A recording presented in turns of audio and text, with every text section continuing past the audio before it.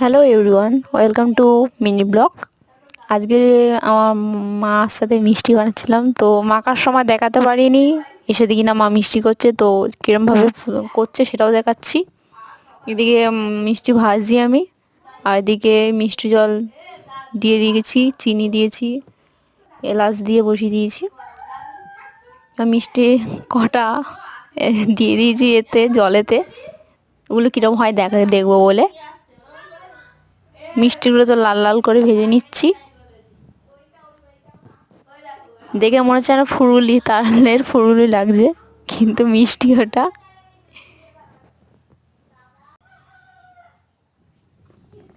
এগুলো এবার ভেজে নেবো। এবার আমি চিনির জলতে সব দিয়ে দিচ্ছি, নেড়ে দেখিয়ে দিচ্ছি।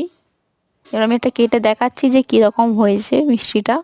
ভিতরে পুরো নরম লাল মিষ্টি।